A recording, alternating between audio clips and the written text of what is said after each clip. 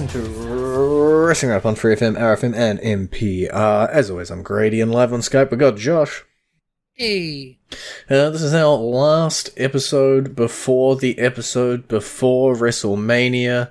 That means things are heating up for WrestleMania. That means things are heating up for NXT TakeOver.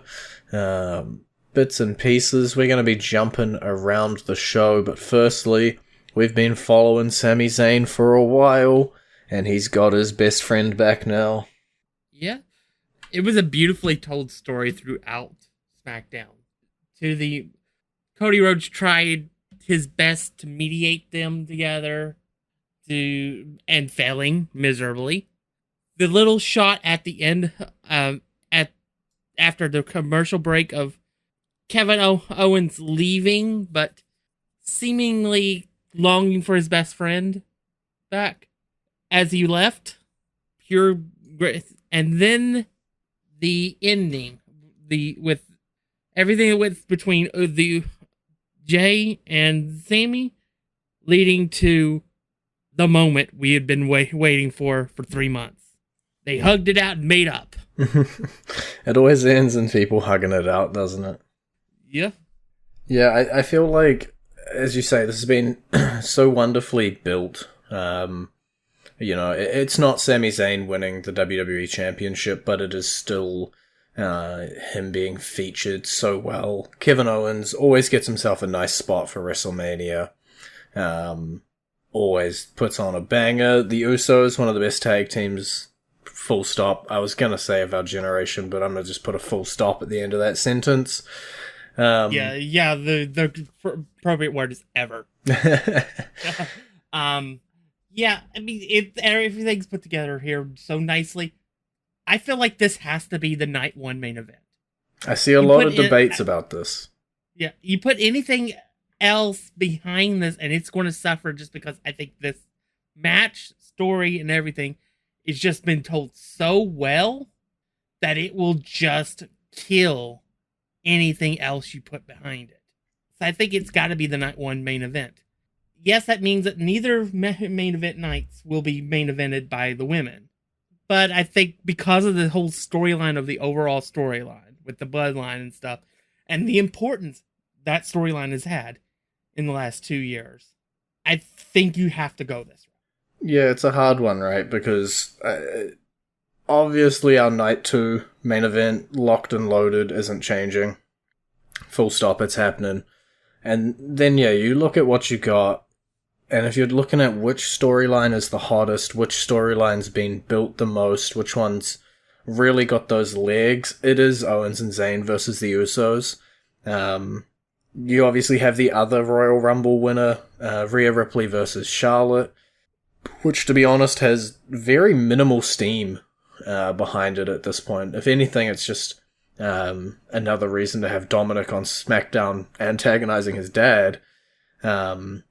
They just haven't built it as much as this. And if you were going to push for Bianca Belair versus Asuka taking it, then people are going to be making the same complaints about the Rumble winner not being the last match on the card, which a lot of times has been the case. I don't know. If the purpose is to put on the 2 hottest matches at the 2 last spots, then it's got to be the 2 Bloodline matches. This whole year has been the Bloodline, way more than it's been Charlotte, way more than it's been Rhea Ripley. It just makes sense, and that's not a slight on the woman or anything. It's just the better built match. Yeah, I mean, the most important thing in WWE since Survivor Series has been the Bloodline. Everything has revolved around it. Everything. Including, especially in having to do with Sami Zayn and his part. I feel like you have to reward the hard work Sami, the Usos, and Kevin Owens have put in the last 4 months with the main event spot at WrestleMania. And since you're doing 2 nights at WrestleMania, that's 2 main events. It makes it a lot easier to reward them with that. Because, as you said, the overall main event is the World Championship. and rightly so. Especially when we've only got one belt, or one champion, should I say. Makes it real easy to decide which match goes on last. So, the end, I think maybe any other year, had it not been, if it was just, this was just a thrown together match, then yeah, probably would put Asuka versus Belair as the final match on night one. But because of the importance and the overall story, it can't be anything other than Sami Zayn and Kevin Owens versus the Usos at the end of the night. Because if it is anything else, that is a major misstep by Triple H. Because this is the match people are going to want to watch. Out of everything that could possibly air on night one, this is going to be the thing most people want to see. Yeah, and it's also going to have a good amount of storyline implication for that night 2 main event, right? We don't know exactly how it's going to play out, but I'm sure that this match will be playing a part. We've seen Cody Rhodes, trying to get Owens and Zayn back together this entire time. He's been sort of pushing for that. There's rumors of 6-man tag matches coming up at Backlash. This match, if it is the first big loss for the Bloodline, if it does lead to some desertion, whatever happens out of it, it's going to be affecting your night one. This is the story. Much like we've been saying, the Bloodline is the story for the last year, 2 years. The Bloodline is the story of this WrestleMania. And this time, it's the crumbling of. As we see them fall apart piece by piece by piece. And you don't put your story beat on first. Or have it randomly thrown in the middle of the show. Mm. With a story like this one, it closes out.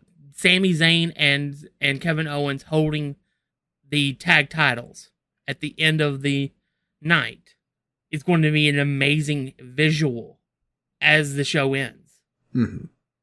Possibly even having like a split screen of a worried Roman Reigns watching backstage with popcorn, quotation marks, because that's something that was done on Raw. Mm-hmm. And I just saying that I just think it's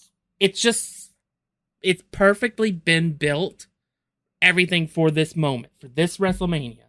It is time to start moving on from the Bloodline a little bit, and we have the perfect way to do that. You have Sami and Kevin Owens, who can take the tag titles for a while until we build somebody together that can go after them, even if it's just nothing more than calling up Pretty Deadly, which could happen. We don't really know. Yeah.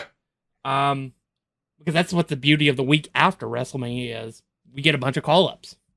And then you have, more than likely, Cody Rhodes becoming the man in WWE. Don't you more than likely me. Well, with Roman Reigns, anything is possible at this point. It has been going on for 1,000 days for a reason. That is true. I can't count him out. Yeah. But it is more likely than not that Cody Rhodes walks out with both titles. That is, I guess, unless Solo Sikoa gets to Cody first, but Reigns be holding him back. I don't quite know how Solo's going to play into all of this. We're talking about the Usos losing their titles. We're talking about Reigns losing his. Solo just remains that wild card. And I know we spent a good amount of time talking about him last week, but this week he's trying to get himself in there with Cody, and Roman just holding him back, and we don't have much longer to go, Yeah. I think one of the things that needs to be pointed out here is that the enforcer of the Bloodline is only there because the tribe itself sent him there. He's not particularly loyal to Roman. At least not the way that the Usos have been. Mm-hmm. He's there to do Roman's dirty work, but at the end of the day, I think that's going to be the element that gets him out of the Bloodline, is that he's going to see everything falling apart around him, and he's going to quote unquote, return back to the elders with a report saying that Roman has failed, essentially. Yeah. And that he no longer has to be part of the group. Yeah, we'll have to see how he plays into this. Personally, I'm not against a Cody versus Solo match. Obviously, Solo would go under, but they could still put on a little banger on Raw. Give it to us for free. Although you could also give it to us as one of his first defenses, so... Hey. If Cody wins, touch wood. Can't believe I'm sitting here hoping for a Cody win.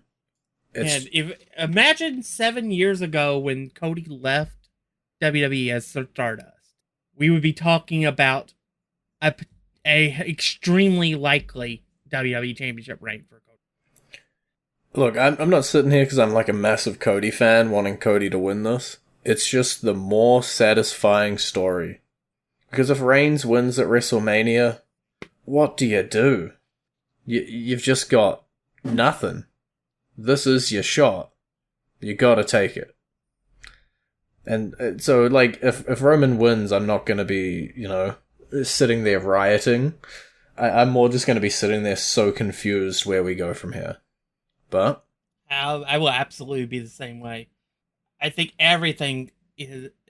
with everything that had to do with the comeback from the injury, the entire reactions and stuff when he came back, and the feud he had with Seth, I think you have to at least see what's there as a main event person in WWE.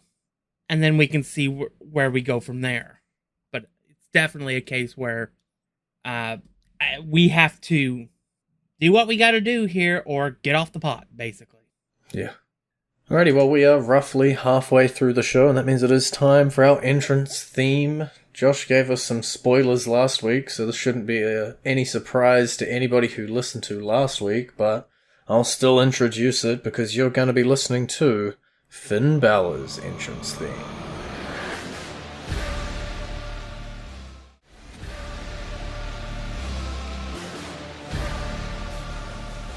Enjoy the Wrestling Roundup on FreeFM, ArrowFM, and NPR. I'm Grady. He is Josh. Let's jump to NXT for a little bit.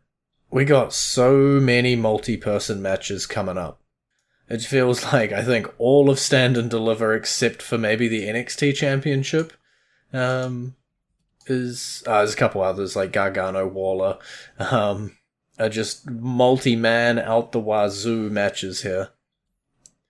I don't know where you want to start. You want to talk about your boys Chase U, or do you want to talk about the NXT North American Championship? Let's go with Chase U. It's a funner story.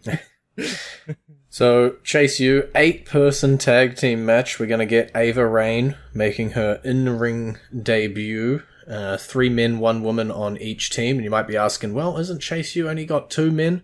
They've enlisted Tyler Bate to help them take on Schism.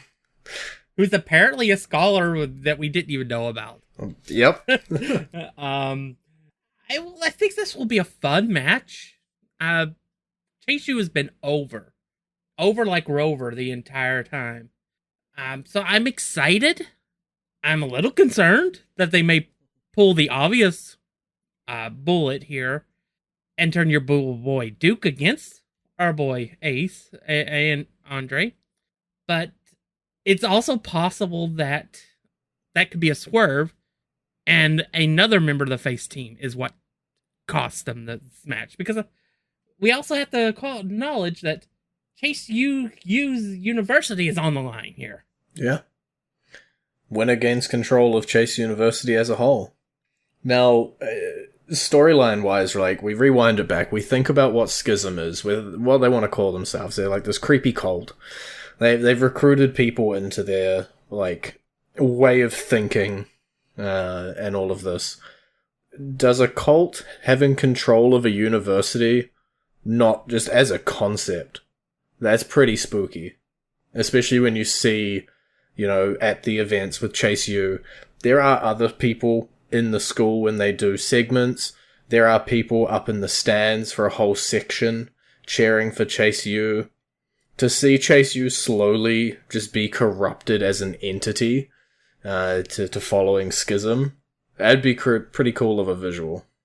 Yeah, I think it would be an interesting story. I think it would be very similar to the Del Fanzo storyline with the family. Mm-hmm. Having to be forced to be joining them and then trying to undermine them. Which I could see from some degree from Andre Chase, because obviously Chase U is his baby. But there are so many questions about Duke Hudson right now that I think that may end up being the key. The key may end up being Tyler Bate. That's true. He's found himself into this match. Yeah. But yeah, I think it's just going to be a fun match, and the outcome will have a major impact on the mid-card scene. Yeah. I think. Especially in tag teams if you end up breaking up Chase and Hudson through this match. Well, you're talking about tag teams, they didn't manage to capture the NXT Tag Team Championships, which are on the line in a triple threat tag team match, Gallus defending against both the Creed brothers and Tony D'Angelo's family. We're doing a little bit of a preview because we're not going to have time for NXT and WrestleMania next week. Yeah. This is going to be a interesting match, I think. Gallus is one of those tag teams that's like, it just seems to be that they always seem to win when you don't expect them to. Yeah. I mean, how many times have we called against them and they ended up winning? At least 3. Yeah. I think that they're a fantastic tag team. The Creed brothers are a fantastic tag team. I kind of want to see what the family can do as tag team champions. Yeah. It is probably the biggest shift. I know they've done a lot of work on humanizing D'Angelo towards his buddy, Channing. So I want to see it, but nothing about this match will surprise me and any outcome, basically. I think odds on favor is a Gallus retention, but as you say, if a coin had 3 sides, I'd flip a coin for the winner here. North American Championship, it's on the line. A fatal 5-way match. Wesley will be defending against his Lee brother, Dragon Lee. Our JD McDonough, Ilya Dragunov, and it's on Wikipedia already, but I believe a 5th man to be decided next week on a pre-taped NXT. I think it'll end up being JD McDonough that wins it. You think finally? I think he finally wins it, and that's where we get the definitive match between him and Iliad. because we had a match on NXT, but it ended in a no contest. Yeah, it does feel like those two are just entrenched in a 1v1 feud and just being placed in this fatal 5-way at the moment. Yeah. So that's why I think the evil of NXT ends up walking out with the title, because I think it's an element to further the storyline with Iliad towards whatever event is the next event. I think Dragon Lee is too new. The 5th guy that we can't really say because it hasn't happened on television yet. It just doesn't seem like it fits right now in the storylines. So it's either a retention by Wesley, which would probably be his greatest defense yet in his defenses, or one of the JD and Iliad walking out with the title to further their storyline. That's how this match almost seems like it has to play out. Either champion retains, or we have a new champion and it's involved in a feud that's already preset. I'm not counting out Dragon Lee. I've seen title belts go to debuts. I think the point of the match will be to showcase him in his debut, regardless of if he walks out with the win or not. But I also don't quite know how his alignment or anything's going to go at the moment, so we'll have to wait and see. I think he's going to come out of this match with a feud. Whether it's over the title or not, we'll have to see. Quickly running out of time, the NXT Women's Championship, the seemingly vacated NXT Women's Championship on the line in a ladder match. Zoe Stark, Gigi Dolan, Tiffany Stratton, Lyra Valkyria, and another fifth person from an episode of NXT that hasn't aired yet. If the champion doesn't participate in the match, I think this is Lyra Valkyria's match to lose. Good answer. I like Lyra. Because I think she's got the most momentum outside of maybe Gigi. Of any of the women in this match, there's one that I will absolutely swear will have no chance of winning at all, and that's because this lady just has no momentum. She's spinning her wheels in NXT, and it probably should be called up, to be all honesty. You've done well to not mention her name. yeah. But I think in the end, I think it's either going to be the champion does actually defend her title and retain, because or the new champion will be Lyra. So you think if the champion is in the match, she retains? I think if she's in the match, she retains her title. Okay. I'll just agree with you, because I like both of those options. I like our champion. I like Roxanne Perez. I like Lyra Valkyria. Cora Jade, obviously not around right now, but those are probably my top three in that women's division. So I would be happy with either of those two walking off with the title. But we'll wait and see. Two more big matches. There's also the NXT Women's Tag Team Championship, but I don't think we're going to have the time for that. We can symbolize that Fire and Dawn's winning that match. There's no other outcome possible. Lock it in. Gargano Waller, unsanctioned match, singles match.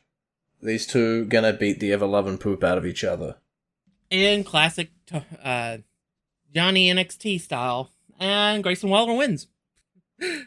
I think I like Gargano, and he's definitely been shown better in NXT than he has been lately on Raw. But Grayson Waller's he's my guy. I gotta go with him. Sometimes you just gotta pick your guy. I know that feeling well. There's been many a times when we've been talking about shows and I've picked my guy when my guy has no shot. I think your guy has quite a bit of a shot here. This one, it comes down to intentions after the match for me. Is Waller going to come up to the main roster? Is Waller going to be going after the title again? Is he going to be, that big villain of NXT? Is he going up to the main roster? Because Waller just keeps picking up losses, but it not really mattering. But putting Gargano over here doesn't really make a lot of sense. Because, as you say, Gargano's kind of spinning his wheels up on the main roster. He's not doing a whole lot.